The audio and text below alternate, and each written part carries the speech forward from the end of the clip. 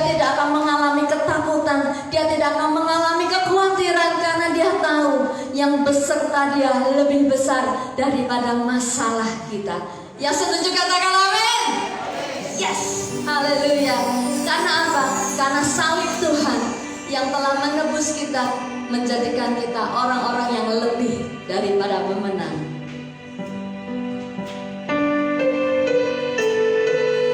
Karena salib-Mu Tuhan, kami hadir pada pagi hari ini. Karena salib-Mu Tuhan, kami hidup sampai hari ini. Dan karena salib-Mu Tuhan, kami berkemenangan. Kami tidak akan takut, kami tidak gentar, sebab Engkau memberikan kami kemenangan di dalam nama Tuhan Yesus. Hanya Kau Tuhan. Hanya Kau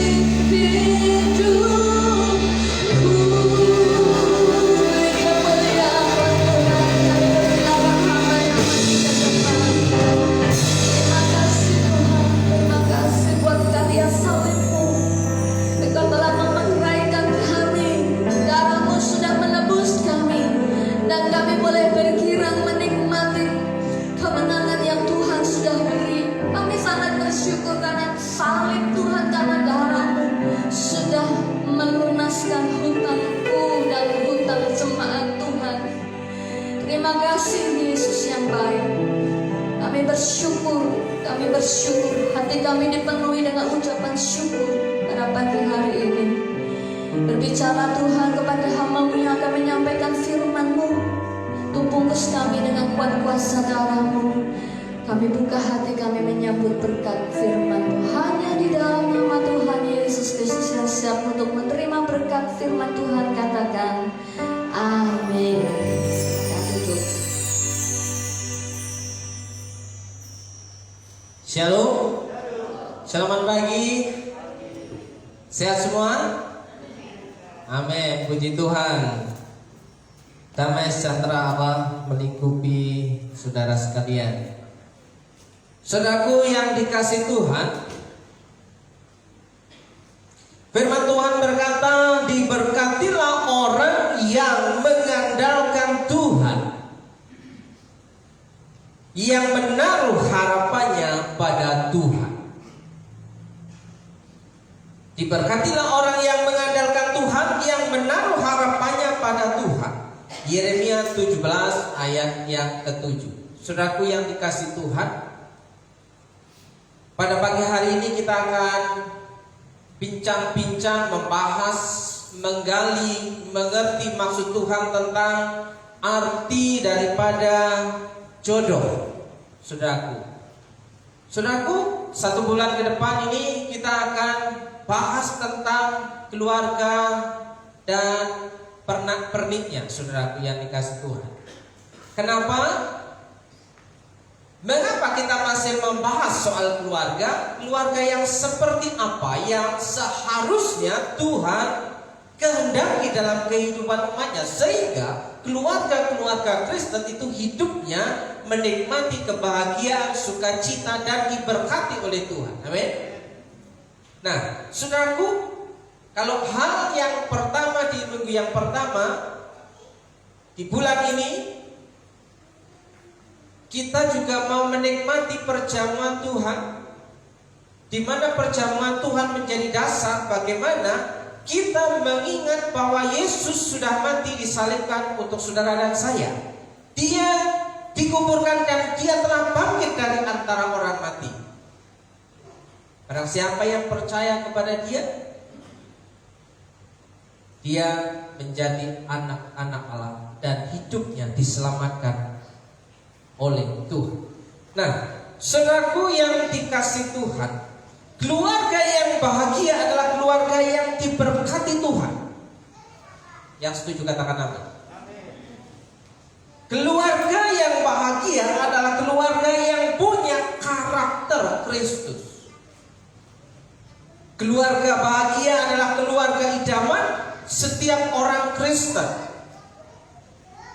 Keluarga bahagia itu harapan, idaman, ya, cita-cita, ya, yang kita inginkan dalam membangun rumah tangga Kristen. Saudaraku yang dikasihi Tuhan, berdua satu tujuan, di mana dua orang yang berbeda jenis kelaminnya, laki-laki dan perempuan, ya, bersatu untuk membangun rumah nikah. Saudaraku yang dikasihi Tuhan, terus apa pentingnya untuk yang sudah berkeluarga?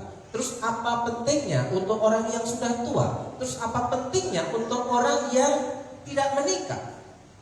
Terus apa pentingnya untuk anak-anak? Saudaraku, hari ini kita membahas tentang jodoh yang dari Tuhan. Kalau kita sebagai orang tua, kita bisa mengajarkan kepada anak-anak kita, kita bisa menasehati anak-anak kita. Jika kita masih anak-anak, kita berharap, jika kita masih remaja, kita berharap bahwa ke depan, ya, kita memiliki gambaran tentang rumah tangga, keluarga yang bahagia, yang menurut Alkitab. Saudaraku, banyak contoh-contoh keluarga-keluarga yang ada di tengah-tengah kita. Apakah kita bisa melihat kehidupan mereka sebagai gambaran keluarga yang bahagia dan diberkati oleh Tuhan? Tentunya setiap kita akan berkata kebahagiaan itu tergantung. setiap orang yang memilihnya. Tapi saudaraku yang dikasih Tuhan, apa yang dimaui firman Tuhan hari ini yang akan kita bahas adalah bagaimana kita melihat dari kacamata firman Tuhan Alkitab. Kalau kita yang tidak menikah atau belum menikah, bagaimana kita bisa memberikan pernyataan dan gambaran juga nasihat kepada orang lain yang punya niat untuk menikah. Jadi konsep jodoh dalam kekristenan yaitu seperti apa? Nah, saudaraku yang dikasih Tuhan,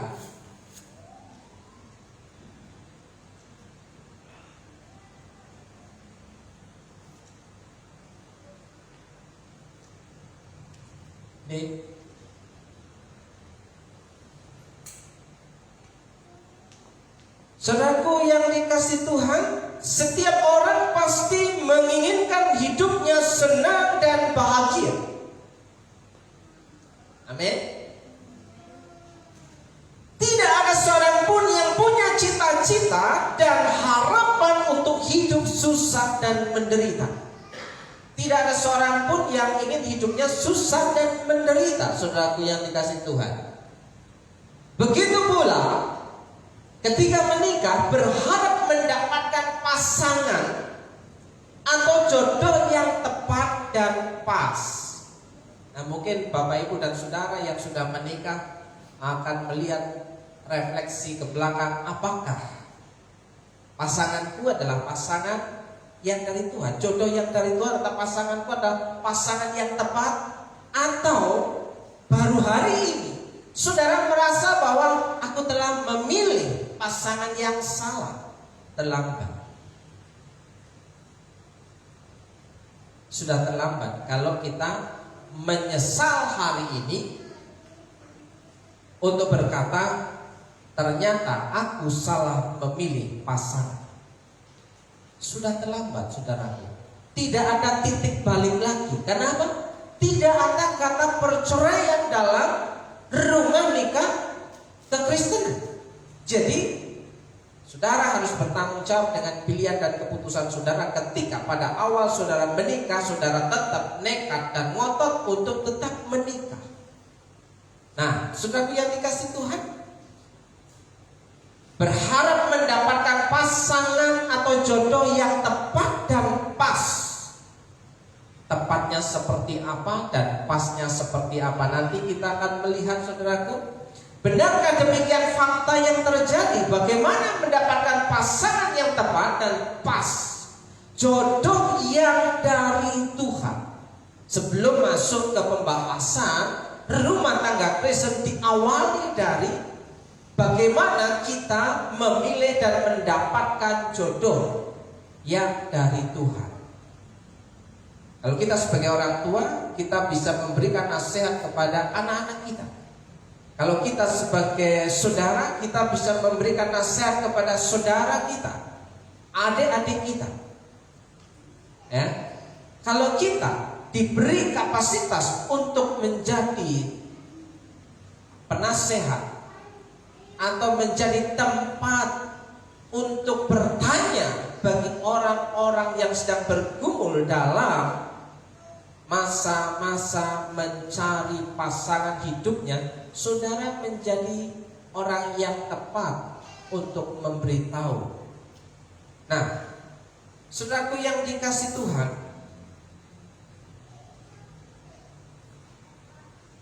benarkah jodoh itu di tangan Tuhan? Hari ini saya ingin mengajak saudara berpikir sebentar, berpikir sejenak. Benarkah jodoh itu di tangan Tuhan?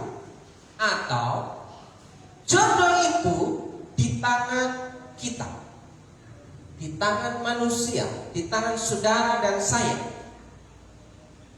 Ya. Kalau jodoh itu di tangan Tuhan, kita akan menyerah dengan kata takdir.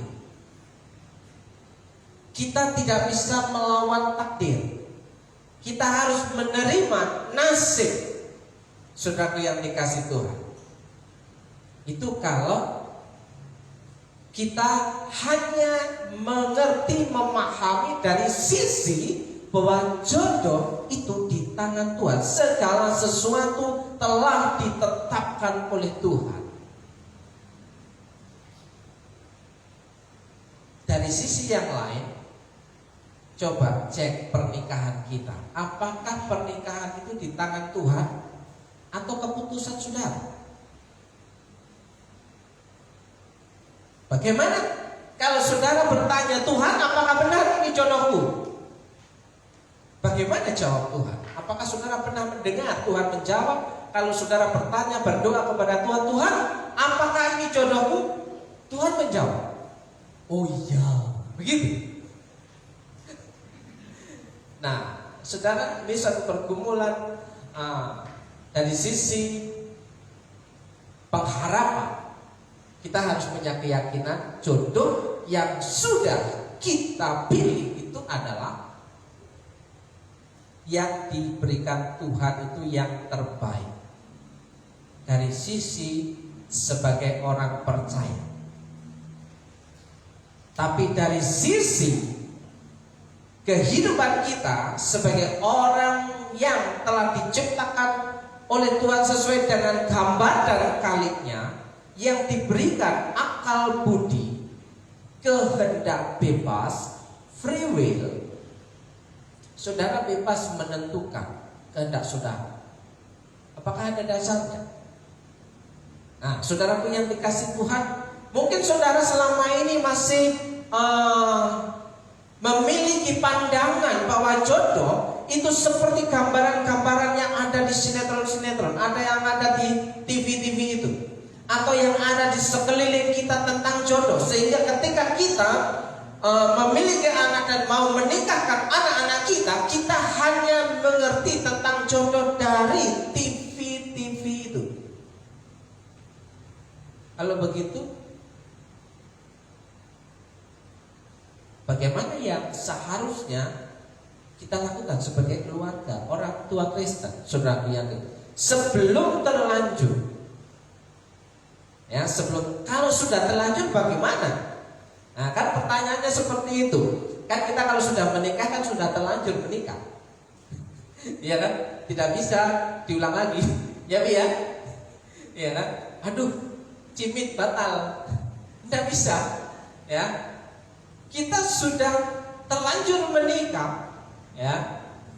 Kita harus jalani ke depan. Bagaimana yang belum menikah? Apa yang hendak kita putuskan hari ini? Saudaraku yang dikasih Tuhan, nah, bagi adik-adik dan anak-anak yang masih remaja, lihatlah patron, ya, lihatlah patron keluarga Kristen yang seperti apa. Apakah keluarga orang tua kita itu menjadi keluarga gambaran, ya, gambaran keluarga yang bahagia. Bapak kita bahagia, ibu kita bahagia, orang tua kita bahagia. Ataukah orang tua kita itu susah? Itu gambaran yang bisa dilihat oleh anak-anak. Jadi, saudaraku yang dikasih Tuhan, beberapa hari yang lalu saya menerima konseling.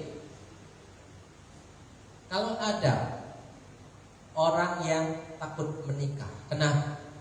Karena melihat patron orang tuanya, dia takut memilih, mengambil keputusan mau menikah, itu takut. Kenapa? Karena gambaran pernikahan yang ia lihat di keluarganya itu berantakan. 3 jam saya menerima konseling melalui via telepon. Saudara, 3 jam, ya, gak pakai headset. Ya, lama-lama benging roaming. Ya. Tapi itu mengasihkan. Bagaimana kita bisa memahami orang yang sedang bergumul menentukan pilihan hidupnya. Saudaraku yang dikasih Tuhan, benarkah jodoh itu di tangan Tuhan ataukah jodoh itu ada di tangan manusia, di tangan kita? Ini foto ketika pernikahan saya dengan istri saya pada waktu itu, ya. Bagaimana saya telah berjodoh ketika tangan hamba Tuhan itu menumpangkan tangan dan memberkati saya dan pasangan saya. Disitulah jodoh. Sebelum tangan hamba Tuhan ini meletakkan tangan di atas kepala, itu artinya belum berjodoh. Sahnya jodoh itu ketika tangan hamba Tuhan itu memberkati dan meneguhkan pernikahannya. Nah, saudaraku yang dikasih Tuhan, jodoh itu di tangan siapa? Menurut pendapat saudara, jodoh itu ada di tangan siapa? Sekali lagi pertanyaannya. Apakah jodoh ada di tangan Tuhan? Ya, nanti ini ada item-item, nanti Mas Unggul nanti tentukan pilihanmu mulai dari sekarang. Tapi Mas Unggul tidak boleh memilih untuk yang kedua kalinya. Cukup satu saja. Ya, apakah jodoh itu ada di tangan Tuhan? Dan yang kedua, apakah jodoh itu ada di tangan kita? Dan yang ketiga, apakah jodoh ada di tangan orang tua? Tidak menikah karena orang tuanya tak pernah setuju. Fakta. Apakah jodoh ada di tangan calon mertua? Orang tua kita sudah setuju, calon mertua kita tidak setuju. Bisakah kita menikah? Kecuali kawin lari. Dan ada budaya kawin lari di Sumatera, di Lampung, membawa anak gadis orang lari. Di Sumba juga begitu. Nah, saudaraku, yang kelima, jodoh ada di tangan siapa? Masa PT datang, Ansip datang, tetangga datang, ya kan? Saudaraku yang dikasih Tuhan,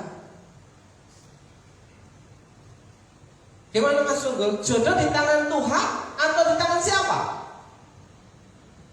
Dari beberapa fakta yang ada di sekitar kita, mungkin ada orang yang sedang bergumul Tuhan, berdoa seperti lagu favorit saya dulu, Tuhan tolong kirimkanlah kekasih yang baik hati, ya kan? Itu lagu pada waktu sebelum menikah. Wah, lagunya itu doanya, wah, janjimu seperti fajar pagi hari yang tak pernah terlambat. Pokoknya selalu bersinar setiap hari. Itu janji Tuhan. Nah, ketika mengklaim bahwa Tuhan akan sediakan jodoh untukku, saudaraku, orang yang sudah menikah, ada yang belum pernah pengalaman pacaran, dan ada orang yang sudah pernah pengalaman pacaran. Dan orang yang sudah pernah pengalaman pacaran, dia yakin ketika menyukai lawan jenisnya yang pertama, dia akan meyakini dan berkata, ini jodohku. Pokoknya I love you full, ya kan? Pokoknya cintalah. Sepertinya tidak bisa dipisahkan kalau nggak ketemu. Wah, kalau di HP, kalau sekarang sudah enak sekali, bisa miss call, bisa lihat video call, lihat langsung, berkata-kata langsung. Kalau enggak cuma kasih SMS dulu, sudah bangun belum, ya kan? Sudah apa aja? Sudah mandi belum? sudah makan belum, lagi di mana, mau kemana, sama siapa. Setiap hari pertanyaannya di copy paste. Kalau di SMS gak dibalas-balas, di WA gak dibalas-balas, langsung di miss call. Ya, yang pernah pengalaman dulu pada waktu pacaran, pasti yakin bahwa ketika menyukai seseorang, wah ini kayaknya jodohku ini, dan mengikat janji setia sampai mati. Wah, janjinya sama pada waktu pemberkatan nikah, setia sampai mati. Gak berjalan 1 bulan, 2 bulan, 3 bulan, sudah putus.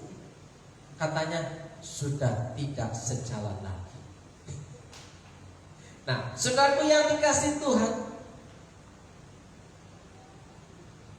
kembali kepada pertanyaan yang ada di bagian ini. Ya, ada banyak contoh-contoh. Jodoh ada di tangan Tuhan, jodoh ada di tangan kita, jodoh ada di tangan orang tua, jodoh ada di tangan calon mertua, jodoh ada di tangan masa. Ya, karena kepepet.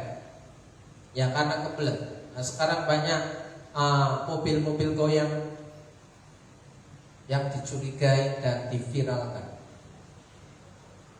Nah, saudaraku yang dikasih Tuhan, ini tentu ada banyak alasan yang dijelaskan, saudaraku. Di tangan Tuhan juga ada alasannya, di tangan kita juga ada alasannya, ya. Ada yang dilarang tapi tetap ngotot, ada yang dinasihati bahwa kamu tidak cocok, masih tetap nekat, ya. Ada yang di tangan orang tua, pokoknya mama setuju dengan itu, ya. Pokoknya, kalau udah pokoknya, itu anaknya baik, orang tuanya baik, orang tuanya kaya, wah, punya mobil, punya rumah, punya ini, wah, punya kapal. Orang tuanya yang cocok, anaknya yang belum tentu cocok. Saudaraku yang dikasih Tuhan. Nah, ketika ada di tangan calon mertua pasti punya kriteria untuk calon menantunya, bukan? Setiap kita punya harapan untuk pernikahan anak-anak kita. Nah, saudaraku yang dikasih Tuhan, ini ada contoh-contoh model jodoh dalam Alkitab, saudaraku. Saudara bisa nanti melihat saudara yang seperti model yang mana, ya. Nanti akan saya perlihatkan jodoh model Adam, ya.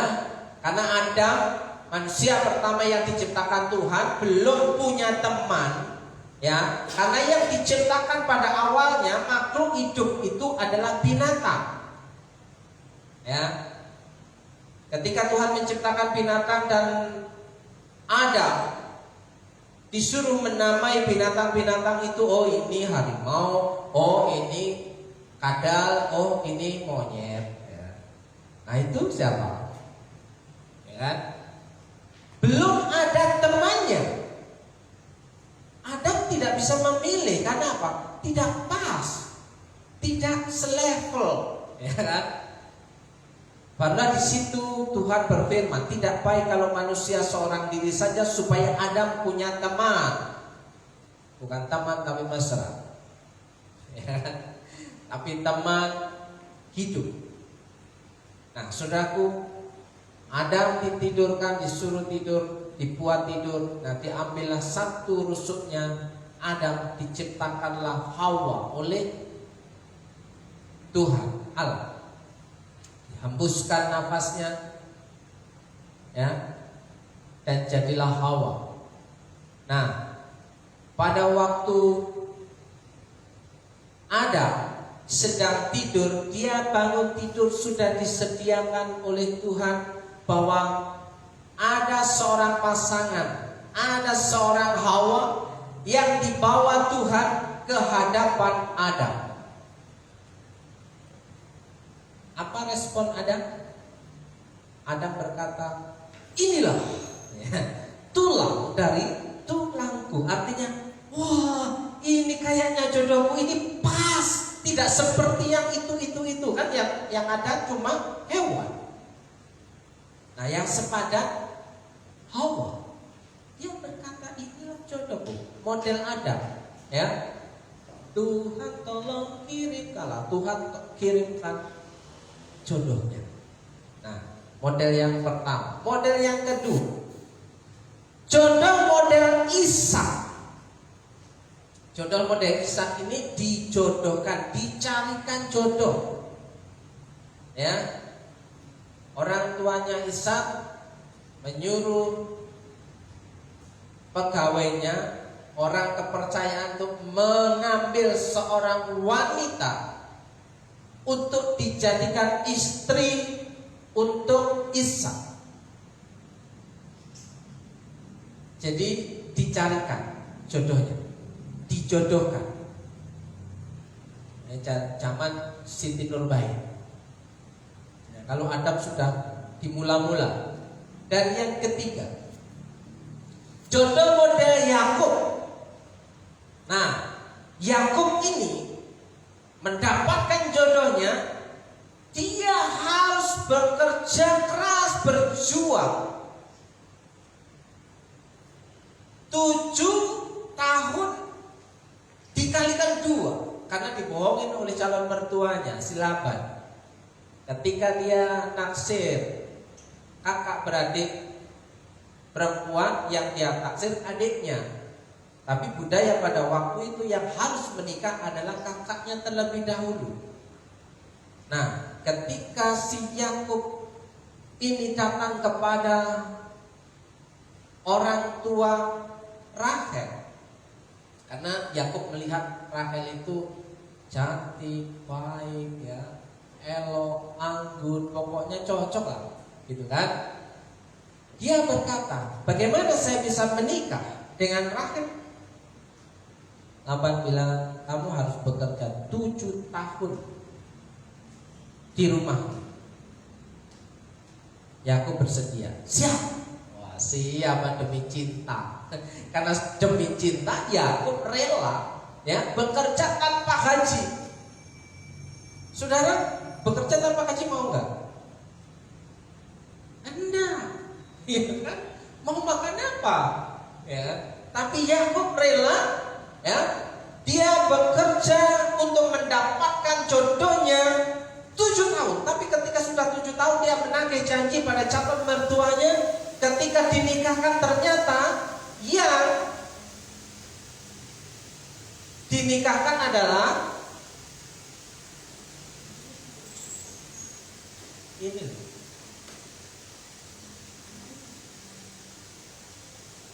Yang dinikahkan adalah kakaknya, Rahel.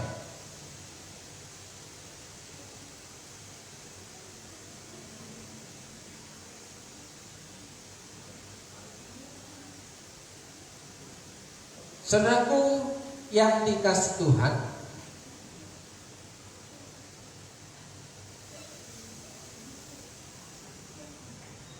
LG ya, LG ya, LG.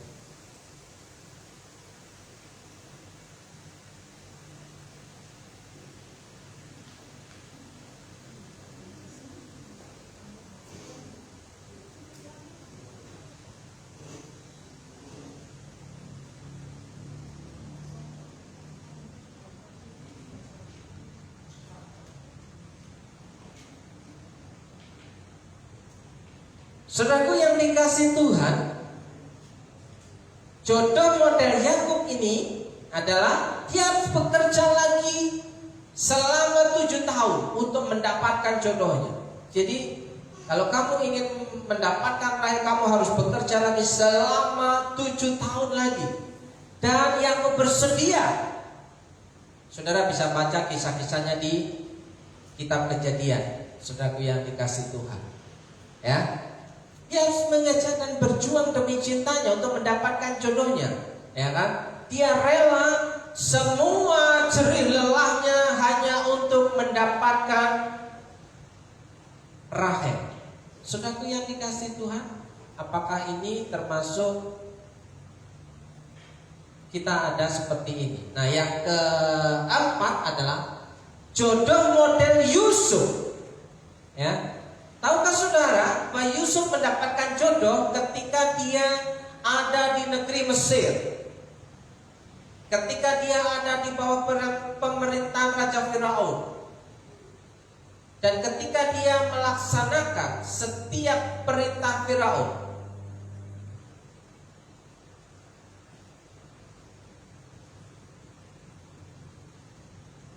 dia diangkat menjadi raja muda Mesir, mengepalai seluruh apa yang menjadi kekuasaan Raja Firaun, saudara. Dan semua yang dikerjakan Yusuf berhasil. Nah, saudaraku yang dikasih Tuhan, Firaun itu karena senang dengan Yusuf, akhirnya dia memberikan anaknya Potifera, bukan tante Potifar. Saudaraku yang dikasih Tuhan, ya. Anaknya Potifera. Saudara nanti bisa baca di kitab Kejadian. Yusuf mendapatkan jodohnya karena hadiah, karena kemurahan bosnya, saudaraku. Nah, ini mungkin langka ya, langka terjadi kalau menikah karena ada bobosan. Oh, benar. Nah, saudaraku yang dikasih Tuhan, contoh model yang keempat, pernikahan Yusuf karena hadiah, jodohnya karena hadiah. Jodoh model Simpson, saudaraku yang dikasih Tuhan. Nah, kalau Simpson, gimana model jodohnya?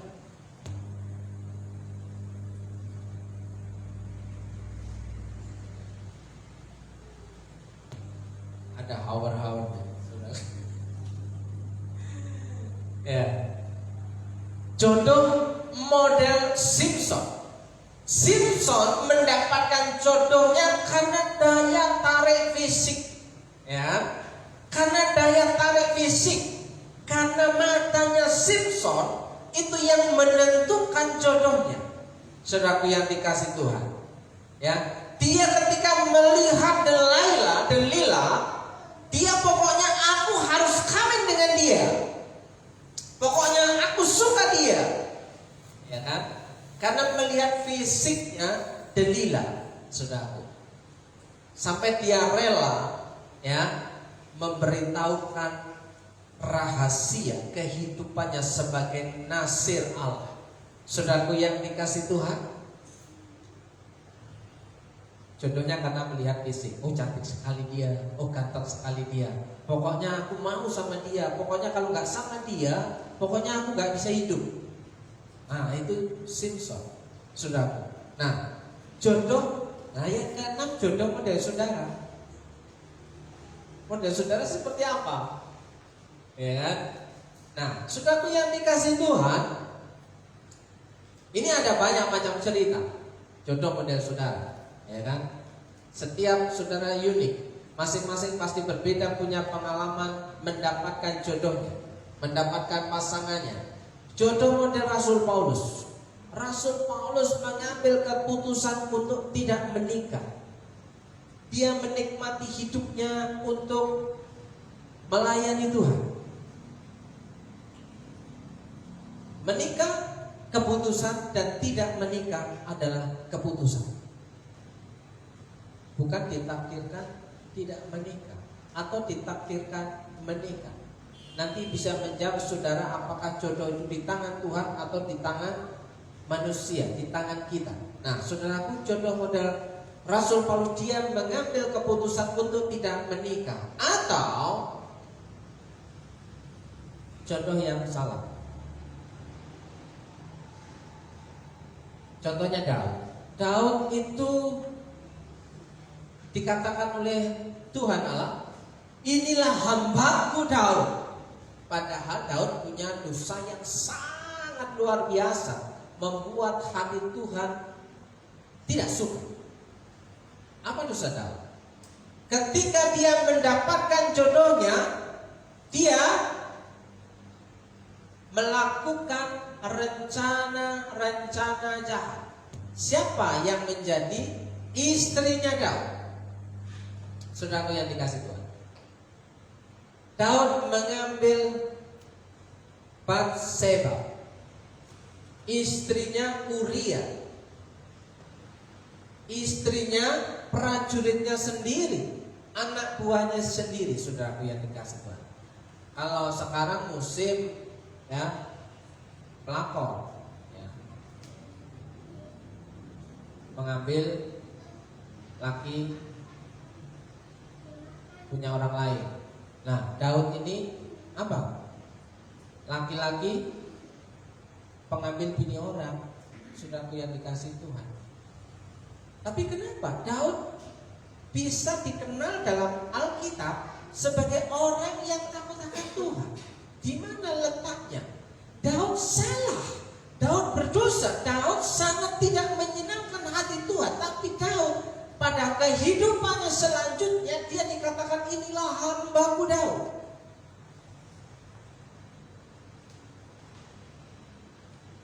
Satu, pernikahan jodoh yang salah bisa dipulihkan Tuhan ketika dia bertobat. Daud bertobat, mengakui dosanya di hadapan Tuhan.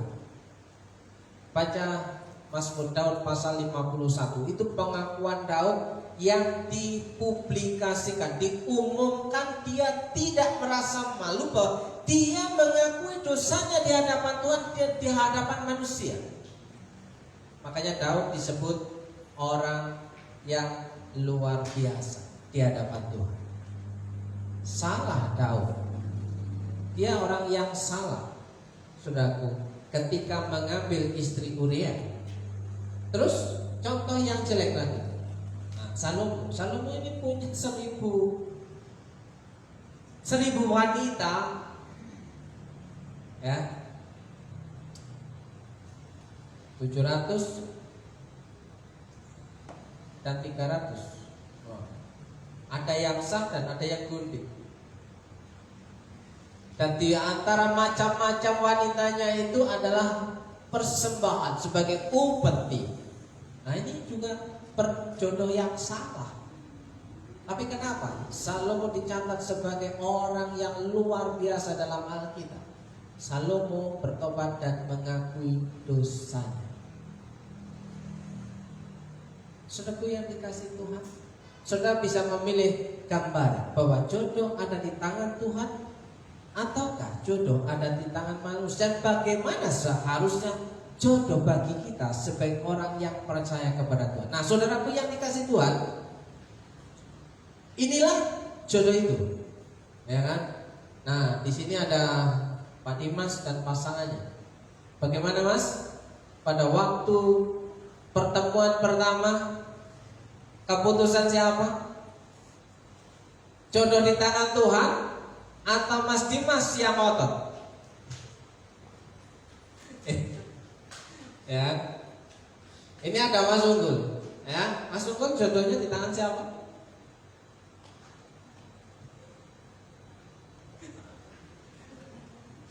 Di tangan siapa? Iya. Hah? Kau di tangan sendiri. Nah, di sini ada Pak Bin ini, bawa pocong ini. Terus di sini ada Pak Stephen dan pasangannya. Di sini ada Slamet yang sampai hari ini masih setia. Sudah sekian puluh tahun. Pak Binnya juga sudah sekian puluh tahun. Dan ada yang kemarin baru ulang tahun pernikahan. Yang keberapa ini? Berapa tahun, Pak? Di tangan Tuhan atau di tangan siapa? Oh, keputusan sendiri. Ya kan? Terus ini Mas Rian dan pasangannya. Dan ini jodoh yang terakhir yang kesekian kalinya. Beberapa kali gagal sih. Siapa yang pernah gagal sebelum menikah? Istri saya pernah gagal sebelum menikah. Saya juga pernah gagal sebelum menikah. Mau menikah batal, mau menikah batal, mau menikah batal. Jadi saya mau menikah sama siapa? Yang mau menikah itu saya atau keluarga saya sih? Nah, itu antara orang tua dan anak, antara orang tua, keluarga dan anak. Beda dengan antara pasangan yang kita sukai dengan calon mertua berbeda lagi, saudaraku yang dikasih Tuhan. Banyak kegagalan. Ternyata pada waktu pacaran, oh ini jodohku, bawa pulang ke rumah, kenalkan sama keluarga. Ini loh pacar baruku. Ternyata gak setuju, gagal, putus lagi. Itu loh pacar, dapat lagi, datang bawa ke rumah lagi, gak setuju lagi. Saudara, kalau dihitung-hitung, ya, kalau dihitung-hitung, ya dari suku ke suku, ya, bisa, oh ini bukan jodohku. Nah, saudaraku, keputusan terakhir. Saksian ketika saya menikah, saya dikasih nasihat sama paman tua, kakaknya mama saya. Kalau kamu menikah, tanya dulu tanggal lahirnya, hari apa, wetonnya apa. Waduh. Sementara saya ada di Lampung, ya, calon istri saya ada di Purwokerto, di Solo. Sementara keluarga saya ada di Malang. Bagaimana ketemunya kalau semuanya gak cocok? Kalau ditanya wetonnya, tidak boleh nyebrang laut katanya. Kalau hari Sabtu tidak boleh, kata orang tua zaman dulu.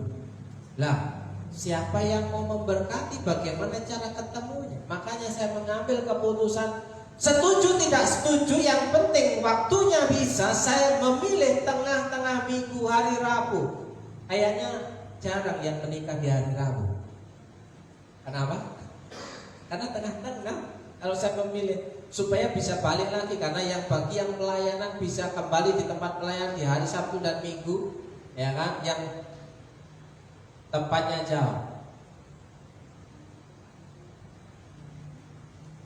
yang tidak bisa melewati hari Sabtu tidak bisa berangkat. Makanya keluarga yang masih memakai hari-hari tertentu tidak mau berangkat, tidak bisa berangkat karena apa?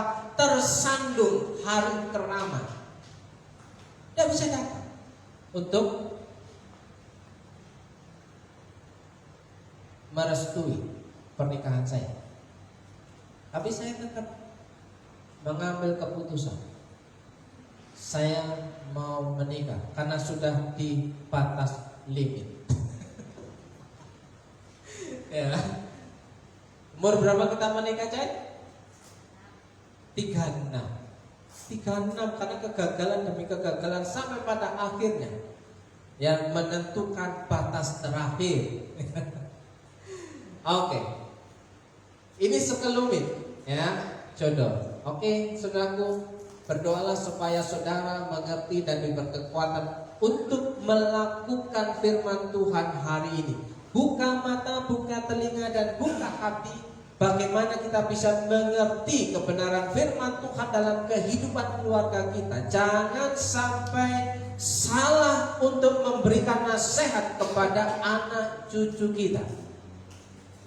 Oke? Dasar. Pasti ini sesuatu yang menggembirakan. 1 Korintus 7 ayat 38. Jadi orang yang kawin dengan gadisnya kalau sudah pacaran berbuat baik, dan orang yang tidak kawin dengan gadisnya yang tidak jadi menikah dengan pacarnya juga berbuat lebih baik. Ya, ayat 39, istri terikat selama suaminya hidup. Selama pasangannya hidup dia terikat, tidak bisa kawin lagi. Nah, saudaraku, kalau suaminya telah meninggal atau pasangannya telah meninggal, ia bebas untuk kawin dengan siapa saja. Tentu dengan lawan jenis, bukan dengan sesama jenis. Ya, ya. Bebas untuk kawin dengan siapa saja yang dikehendakinya. Yang dikehendakinya itu keputusan pribadi, saudaraku. Nah, asal orang itu adalah seorang yang percaya, dengan satu syarat, bahwa yang kita nikahi adalah orang yang percaya kepada Tuhan. Titik. Titik. Ya, keputusan pribadi dengan kehendak Tuhan. Nah, saudaraku, keputusan pribadinya ada, kehendak Tuhannya yang mana? Asal orang itu adalah seorang yang percaya, itu adalah kehendak Tuhannya.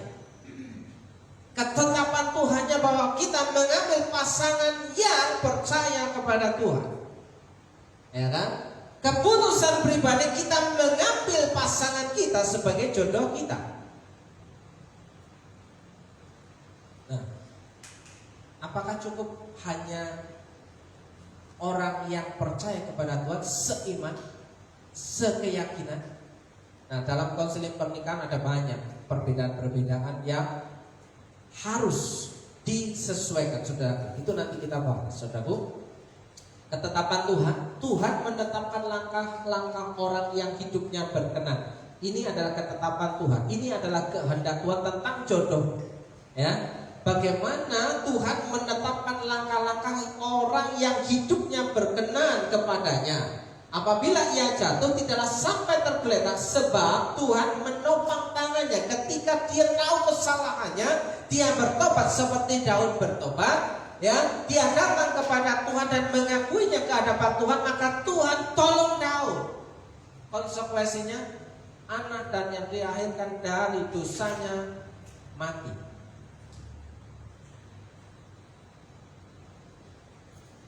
Tuhan membimbing orang di jalan yang harus ditempuhnya. Ia meneguhkan orang yang hidupnya berkenan kepadanya. Jadi ketika kita mengambil jodoh kita itu berharap mendapatkan bimbingan dari Tuhan. Ya, di jalan yang harus ditempuhnya itu ya orang percaya tadi. Ya. Jalan yang harus kita tempuh untuk menentukan jodoh kita, hal yang paling prinsip adalah bahwa dia adalah orang percaya. Yang sudah terlanjur jangan tertuduh. Yang sudah terlanjur jangan tertuduh. Bagaimana kita hidup hari ini ke depan? Nah, saudaraku yang dikasihi Tuhan, manusia dapat menimbang-nimbang dalam hati, tetapi jawaban lidah berasal daripada Tuhan. Manusia boleh membuat rencana, tetapi Allah yang memberi keputusan, Allah yang menentukan hasilnya. Apakah kita berjodoh dengan dia? Bisa karena berjodoh itu karena disetujui kedua belah pihak, ya. Kita sepakat dengan calon pasangan kita dan keluarga kita juga sepakat, maka kita masuk dalam rumah nikah, minta pemberkatan, sah. Tapi kalau itu gagal karena ada yang tidak setuju, berarti dikatakan belum berjodoh, saudara.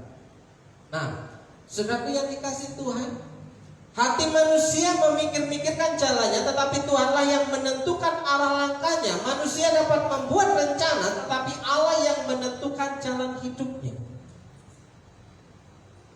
Bagaimana Allah menentukan jalan hidup kita? Ya jelas, Tuhan membimbing kita kepada jalan yang benar. Siapa yang harus kita ambil, siapa yang harus kita pilih untuk mendampingi kehidupan kita. Pastikan bahwa dia orang yang seiman. Sebagai orang percaya kita harus yakin bahwa jodoh kita itu dari Tuhan, dan siap dengan segala dampak akibat dari keputusan kita. Kalau kita sudah ngotot bahwa itu jodoh kita harus terima konsekuensi apa yang terjadi setelah menikah dengan pasangan kita. Amin. Oke. Kehendak Tuhan dalam mencari jodoh. Hati manusia memikir-mikirkan jalannya, tetapi Tuhanlah yang menentukan arah langkahnya. Manusia dapat membuat rencana, tetapi Allah yang menentukan jalan hidupnya. Banyaklah rancangan di hati manusia, tetapi keputusan Tuhanlah yang terlaksana. Manusia mempunyai banyak rencana, tetapi hanya keputusan Tuhan yang terlaksana. Jadi agak rumit untuk menentukan secara teoritis bahwa jodoh itu di tangan Tuhan atau di tangan manusia. Karena apa? Tipis sekali untuk membedakannya. Saudaraku yang dikasih Tuhan, ada hal-hal yang tidak kita pahami, ada hal-hal di luar jangkauan nalar kita.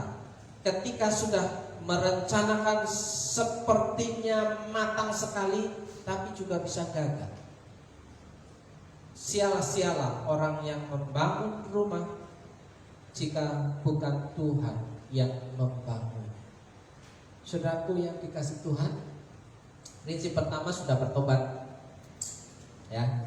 Prinsip pertama untuk mencari jodoh dan mendapatkan jodoh, orangnya harus sudah bertobat. Nanti kalau belum bertobat jadi susah sekali. Orang yang belum bertobat ketemu dengan orang yang belum bertobat, akhirnya tidak bisa dinasehati. Bagaimana orang belum bertobat dinasehati, apalagi dipakai firman Tuhan, disuruh berdoa terus, susah, ya kan? Dikasih ayat, wah, ayat lagi, susah. Jadi kunci untuk masuk dalam mencari jodoh dan mendapatkan jodoh adalah orang itu harus sudah bertobat, ya.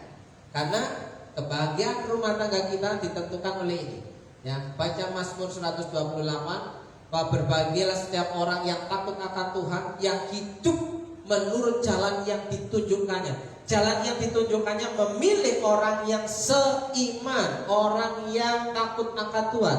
Nah, ditentukan oleh siapa? Sesungguhnya demikianlah akan diberkati orang laki-laki yang takut akan Tuhan.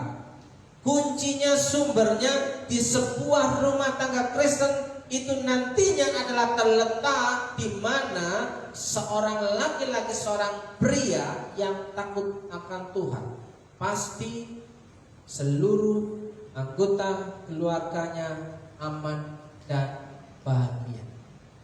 Karena apa? Karena akan menularkan rasa takut akan Tuhan itu kepada istrinya, kepada anak-anaknya, kepada siapa yang ada di rumah.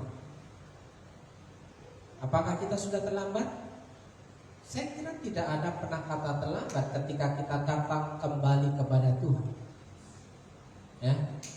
Kenapa pernikahan saya, keluarga saya sampai hari ini tidak bisa menikmati rasa sukacita? Saudaraku, baru hari Jumat kemarin, ketika saya dan istri baru dari perpanjangan pajak kendaraan, kita makan di Bobosan. Di sana saya menjumpai banyak ibu-ibu yang sedang stres, ya, kumpulan ibu-ibu yang sedang stres, ya, banyak, gak cuma 5, lebih daripada 5 ibu-ibu, ya, langsung memegang HP, dihidupkan, colok ke speaker aktif, ya, ambil mic, berhembus angin malam, ketawa-ketawa liar, saudaraku yang dikasih Tuhan, ya. Dan salah satu yang saya dengar dari percakapannya, aku baru di sini ini bisa ketawa-ketawa, kalau di rumah saya nggak bisa ketawa-ketawa. Saudaraku, fakta hari ini, ternyata banyak rumah tangga yang tidak nyaman dan tidak bahagia dalam keluarganya. Buktinya, dia mencari kebahagiaan di luar sana, bukan mencari kebahagiaan di dalam rumah tangganya. Dia makan dengan orang-orang lain, kumpulan mak-mak. Saya mau rekam, aduh, enggak lah. Ya, cukup saya foto saja nih ibu-ibu ini. Ya. Nah, saudara, itu fakta. Nah, ini yang memberikan saya gambaran tentang hari ini. Bagaimana sesungguhnya demikianlah akan diberkati orang laki-laki yang takut akan Tuhan, yang ada di tengah-tengah keluarga yang sudah memilih jodohnya. Maka keluarganya adalah keluarga yang diberkati oleh Tuhan. Amin. Amin. Belum ada kata terlambat untuk kembali kepada Tuhan. Oke, saudaraku, yang kedua, prinsip itu seimbang. Prinsip seimbang, seiman. Ya, janganlah kamu merupakan pasangan yang tidak seimbang dengan orang-orang yang tidak percaya. Artinya seimbang. Yang pertama dia adalah sepaham, seiman. Ya, yang jelas lawan jenis, jangan sesama jenis. Ya kan? Terus pendidikannya, kita menikah dengan pendidikan yang terlalu jomplang juga susah. Ya, cara komunikasinya nggak nyambung ya Pak ya. Ya kan? Terus status sosial dan pekerjaan, ya kan? Kita menikah dengan pasangan kita, calon jodoh kita itu pekerjaannya apa? Nah, tapi hebatnya saudaraku, saya pernah menjumpai seorang kawan saya, dia hanya menjual minyak keliling, tapi dia bisa mengambil seorang wanita yang profesinya dokter.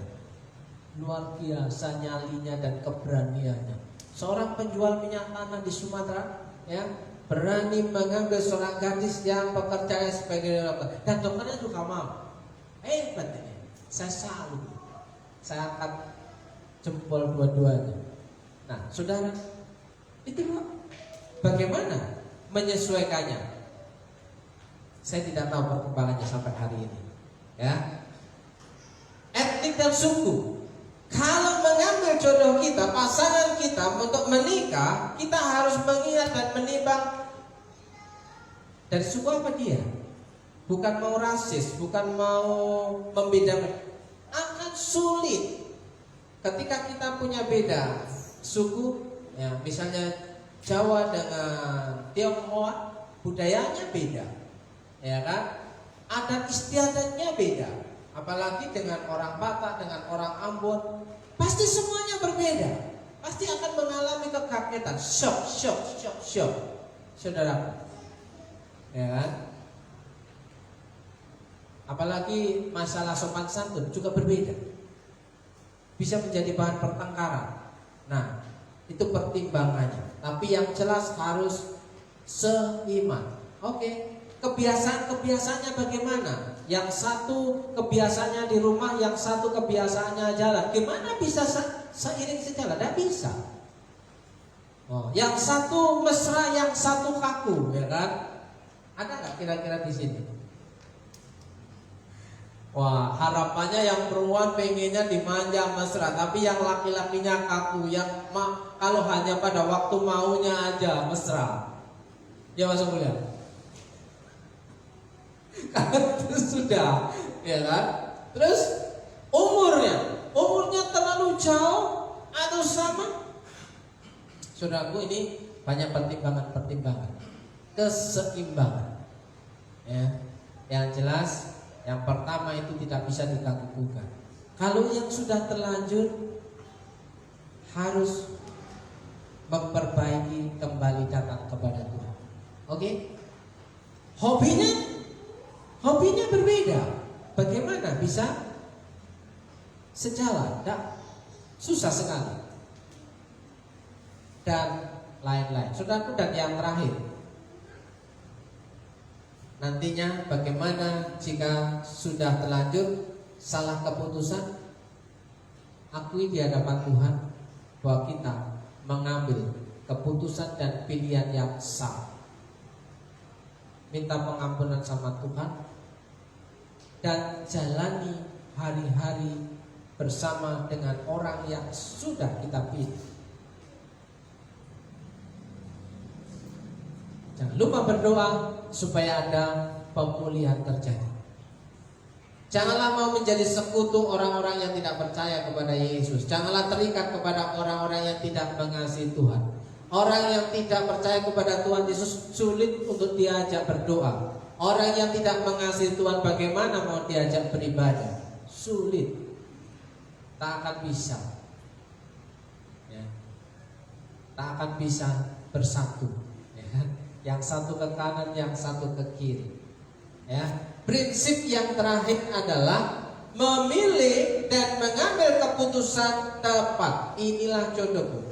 Seperti pada waktu Adam dibawakan Hawa di hadapannya oleh Tuhan Allah, dia berkata, Oh Tuhan terima kasih, inilah dia tulang dari tulangku, inilah jodohku. Saudara yang dikasih Tuhan, ia akan dinamai perempuan sebab ia diambil dari laki-laki. Dia sudah menemukan pasangannya atas keputusannya bahwa inilah dia tulang dari tulangku dan rusuk dari rusukku, ya, daging dari dagingku. Saudaraku yang dikasih Tuhan, yang baru menikah kemarin, ya anaknya Mbak Suci yang sudah mengambil keputusan untuk menikah, nah sekarang sedang berjuang.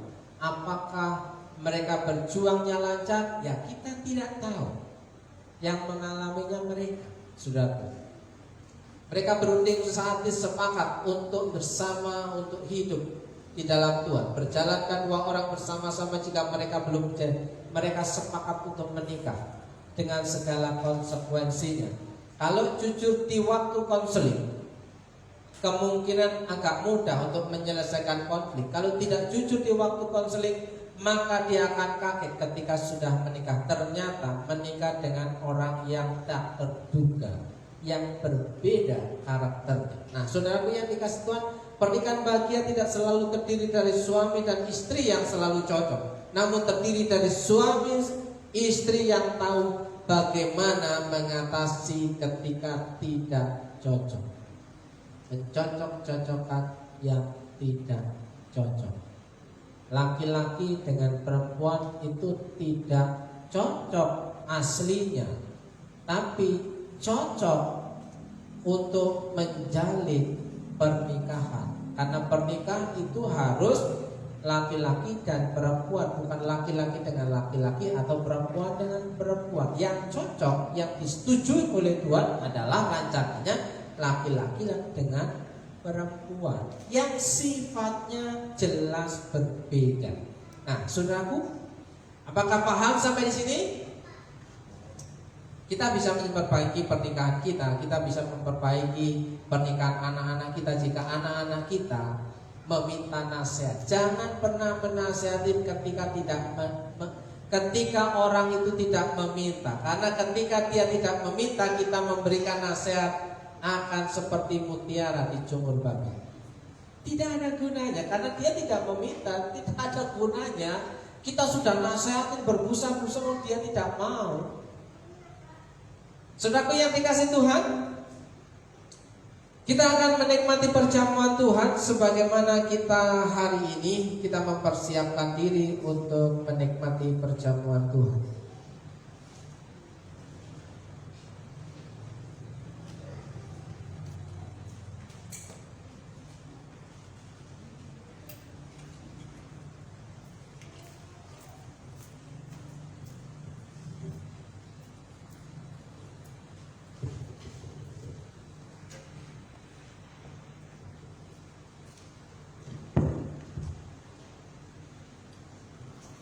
Ketika kita sadar bahwa kita butuh Tuhan dalam kehidupan kita, maka kita hari ini akan mengingat kebaikan Tuhan. Tuhan sudah menyediakan pasangan yang terbaik, keluarga yang terbaik dalam kehidupan kita, karena kita sudah mengambil keputusan dan komitmen untuk hidup dalam rumah nikah keluarga kita masing-masing. Kita mengingat pengorbanan Tuhan Yesus.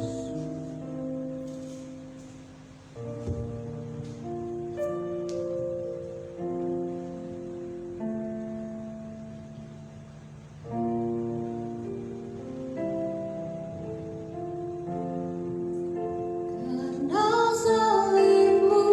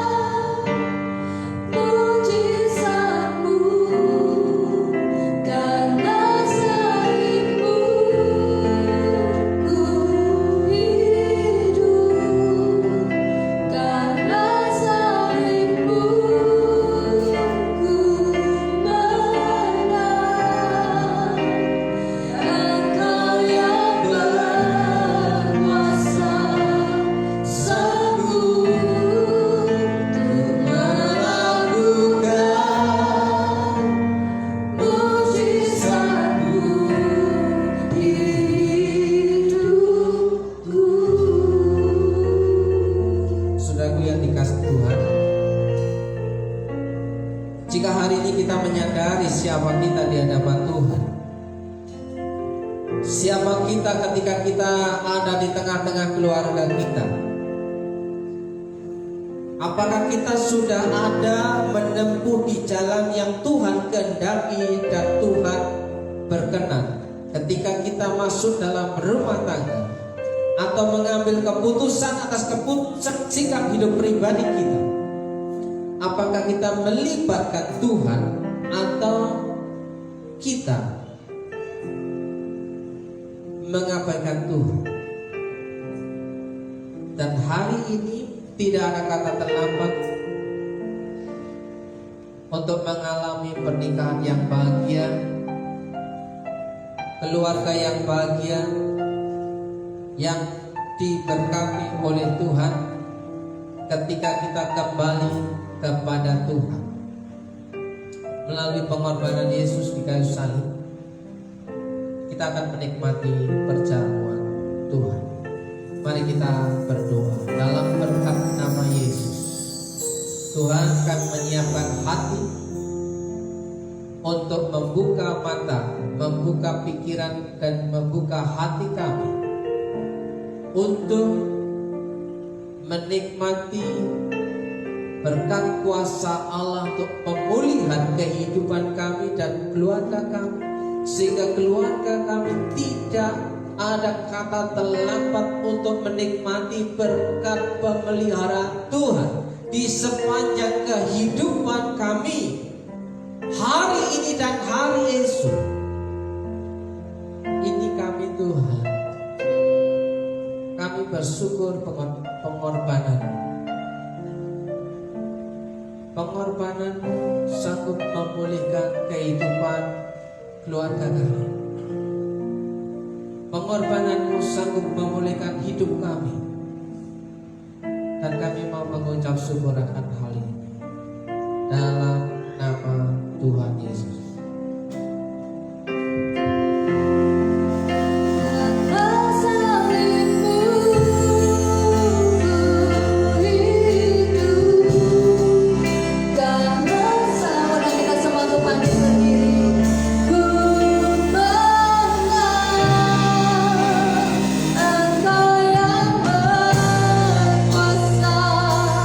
Sanggup untuk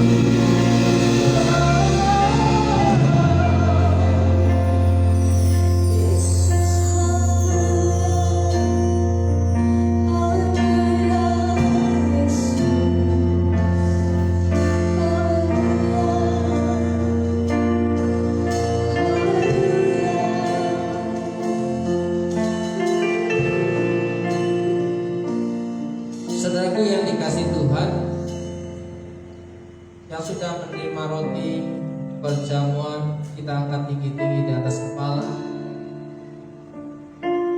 Firman Tuhan berkata,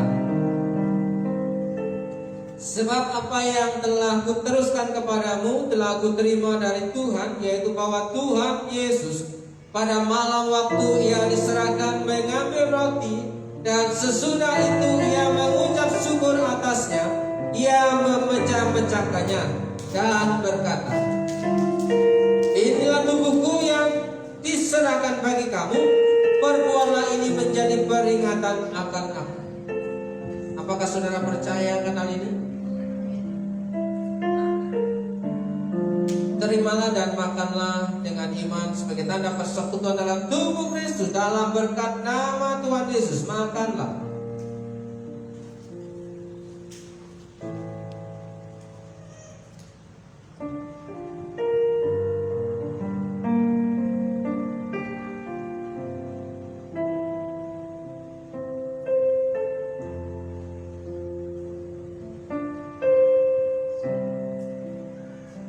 Saudaraku yang sudah menerima anggur perjamuan, kita angkat tinggi-tinggi di atas kepala.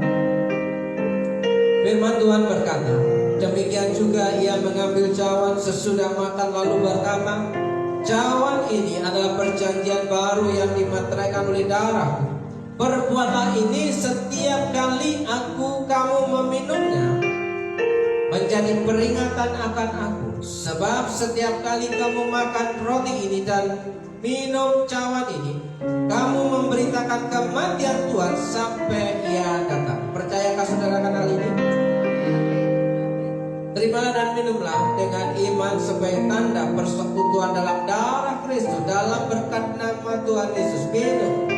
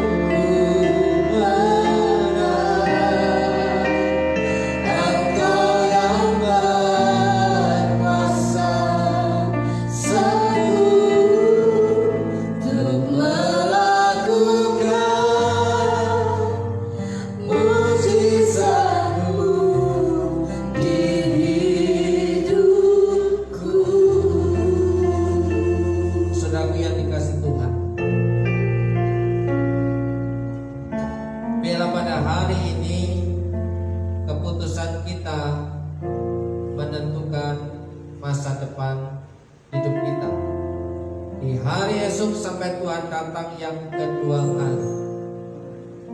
Saudaraku yang dikasih Tuhan, apa yang saudara sudah putuskan hari ini untuk kembali kepada Tuhan, menentukan pemulihan keluarga dan hidup saudara.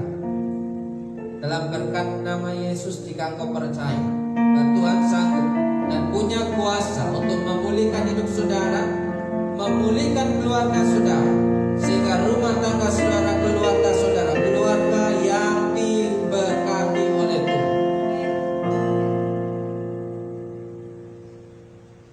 Yang sakit Tuhan jamah dan sembuh dalam berkat nama Yesus. Yang sedang bergumul dengan hidupnya, rumah tangganya, dalam berkat nama Yesus pemulihan itu terjadi. Yang sedang bergumul dengan masa depannya, Tuhan sanggup memberikan jalan keluar yang terbaik. Dalam berkat nama Yesus, saudara yang percaya kepada kuasa Tuhan, katakan amin. Amin.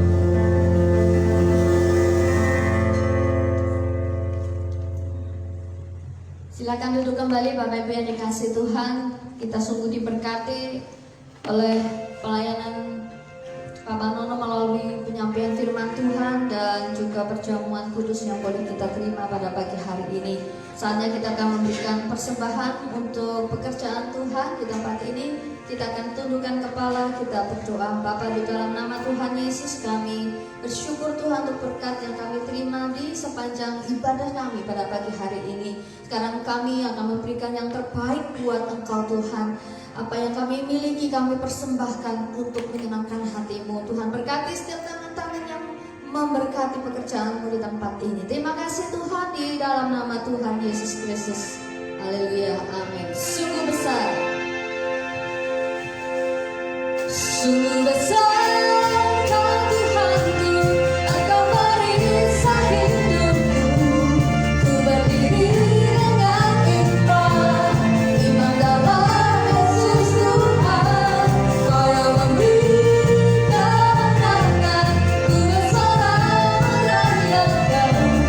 Terpujilah Engkau Raja, Raja. Sungguh besar, sungguh besar.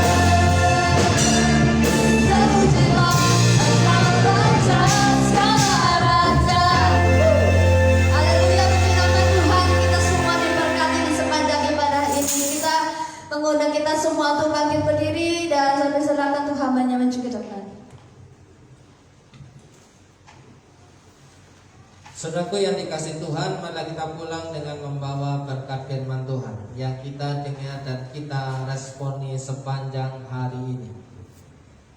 Mari kita berdoa. Bapa di surga, di dalam berkat nama Yesus, pada pagi hari ini kami mau berdoa untuk orang-orang yang kami kasih, untuk jemaat Tuhan yang ada di rumah masing-masing, yang hari ini tidak bisa datang untuk beribadah di tempat ini. Kiranya Tuhan menolong setiap pergumulan hidupnya. Berdoa buat orang-orang tua kami yang sedang lemah tubuh, sakit, atau yang sulit untuk melakukan bepergian keluar rumah. Berdoa untuk Bu Sriati, berdoa untuk Popoana, berdoa untuk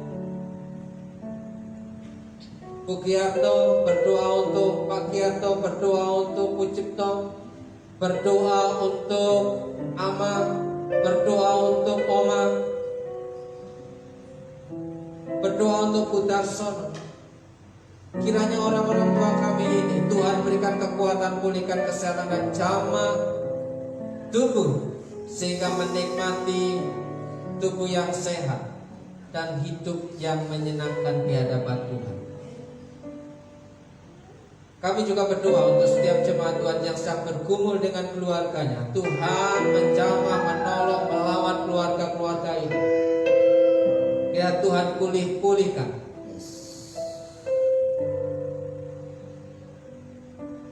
Yang bergumul dengan pekerjaan dan ekonominya, Tuhan menolong untuk tetap kuat untuk melakukan pekerjaannya lebih giat dan lebih giat lagi.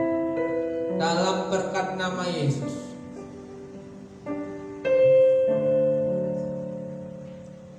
Berdoa juga untuk Hizkiel. kalau boleh meminta dalam berkat nama Yesus, jamah saluran pencernaan, Tuhan matikan benih-benih penyakit yang ada di saluran usus dalam berkat nama Yesus. Kami perintahkan di dalam berkat nama Yesus, Tuhan Yesus. Tuhan jamah dan Tuhan sembuhkan dalam nama Yesus. Terima kasih Tuhan. Kami serahkan hidup kami, keluarga kami dalam tangan pengasihan Tuhan. Saudaraku yang dikasih Tuhan, malah kita pulang dengan berkat daripada Tuhan. Jika kau baik-baik mendengarkan suara Tuhan Allahmu dan melakukan dengan setia segala perintahnya yang kusampaikan kepadamu pada hari ini, maka Tuhan Allahmu akan mengangkat engkau di atas segala bangsa di bumi. Segala berkat ini akan datang kepadamu dan menjadi bagianmu jika engkau mendengarkan suara Tuhan Allahmu. Dalam berkat nama Yesus, Tuhan memberkati engkau. Dalam berkat nama Yesus, Tuhan melindungi engkau. Dalam berkat nama Yesus, Tuhan menyinari engkau dengan wajah-Nya.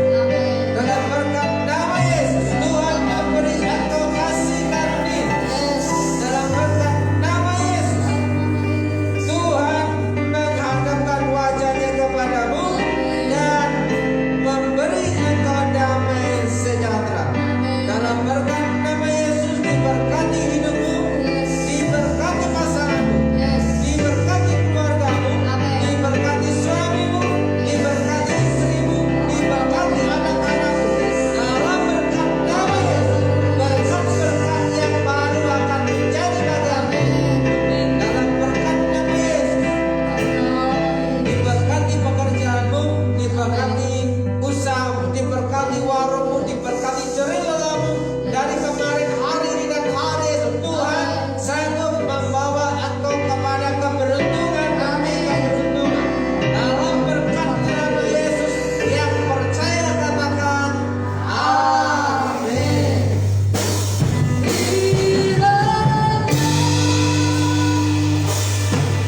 Engkau mengasihi